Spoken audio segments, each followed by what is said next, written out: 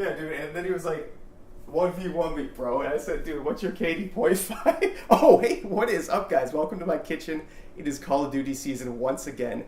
We just got done with the Call of Duty World War II beta, and I'd love to give you guys some of my honest opinions of what I thought. But before we get into that, let me teach you how to make one of my favorite beverages, the Mtn Dew Rita.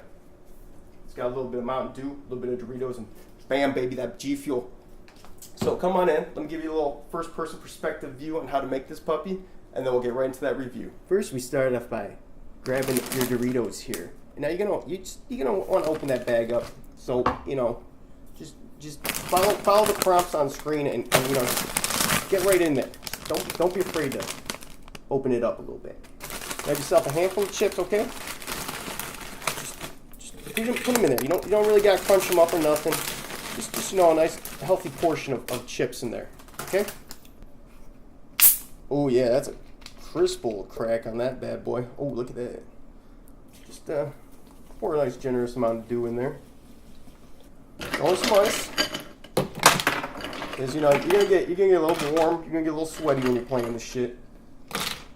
And then if you're old enough, you're 21 or older, grab yourself that tequila. I don't drink tequila, but grab this. It was halfway priced, $25 or something a fifth.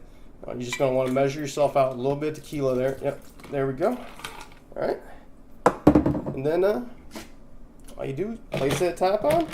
Wait, stop there. I just realized I forgot the most important ingredient. The real magic here is that you get yourself that G Fuel. Get yourself a nice little portion of that G Fuel. Dump that in there. That's gonna give you the headshot power, dude. You don't even need a freaking monitor to play Call of Duty with this. All right, now you put that cap on.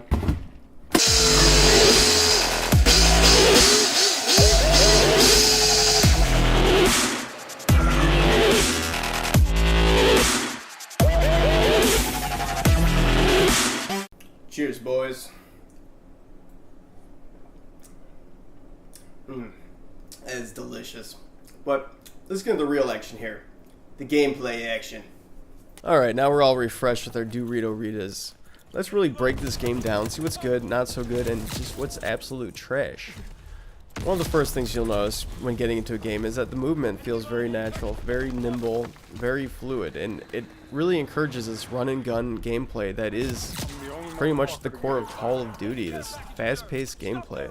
And to complement the movement system is also a very solid gunplay system. If you ever played a Call of Duty game, you know it's all about kind of getting your pre-fire, aiming down sights, and just really honing that fire into your target. And I suppose you could say we're just talking about the core elements that make Call of Duty a very addictive and fun to play game. And to go along with that line, there's also the great AAA graphics you expect to see in a Call of Duty game. You can tell that the time and effort has really been spent by the artists to create great textures, beautiful models, and just an all-around cohesive experience. It creates an atmosphere that starts to draw you in, but at the same time, it really isn't a gameplay feature. It's more of a marketing feature. It's something they can show in commercials, show in demos, that make people want to play it. But when you're in the game, you tend to not really notice the level of quality of the graphics because you're more enticed with getting your next kill or your next kill streak. And this starts leading to my first point of annoyance, and that's the fact that maybe Activision's priorities weren't quite in the right spot. The maps in this game feel absolutely tiny, claustrophobic. And sure, we saw tiny maps in the previous games, but we also saw maps that were twice as large as these ones. And I started to question why. But then I started thinking about what are the standards developers are trying to hit on consoles, and that's 60 FPS at 1080p.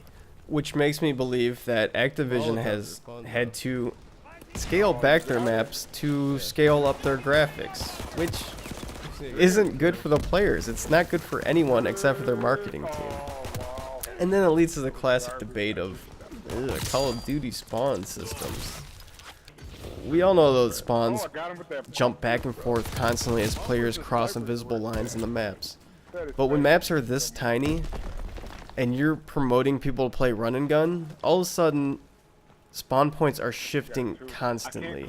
You clear out an area and you think you have a little bit of time to breathe. Reload your weapon, maybe get a nice little line of sight. You know, just relax a little bit, get a few kills, build up your kill streaks. But no, that's where you get hit from behind from a player that you just killed, spawning behind you and killing your kill streak. And that is absolutely freaking annoying. And to make things even worse, I feel like they've overcompensated the balancing of score streaks. UAV, which used to be like a 3-kill kill streak, is now a 500-point score streak. So take the math. TDM, that's 5 kills. Domination, that's 10 kills. For a UAV, that's the most baseline score streak you would ever see in a Call of Duty game in the past. And let's face it, if you had more UAVs, you would know when these spawns shifted, you would know the enemies behind you. But then again, Activision expects their typical player base to put maybe 60 to 80 hours a week into the game.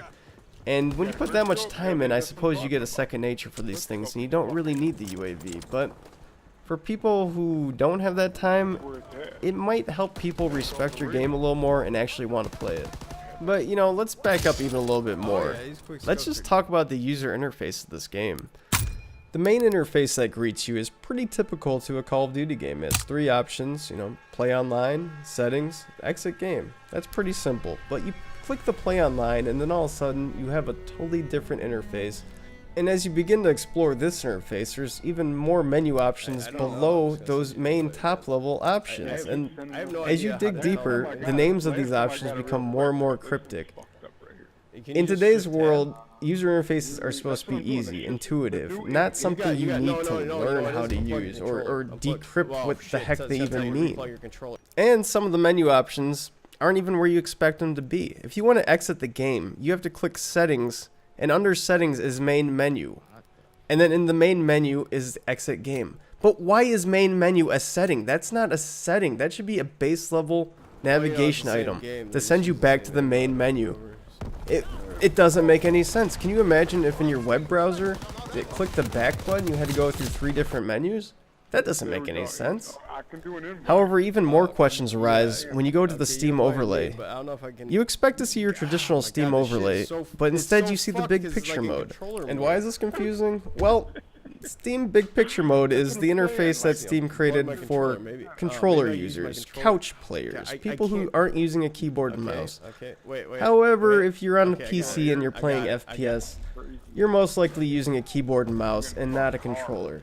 So why did Sledgehammer think that this would be the optimal interface to be using here? And if you do happen to have a controller plugged in, the game will tend to favor that controller, even though you're using your keyboard and mouse to navigate through the menus. I found out the hard way as I started a game up, and my character wouldn't move. I tried unplugging my controller, and the game did nothing more than prompt me to plug the controller back in. I had to click on settings and disable controller to actually be able to use my keyboard.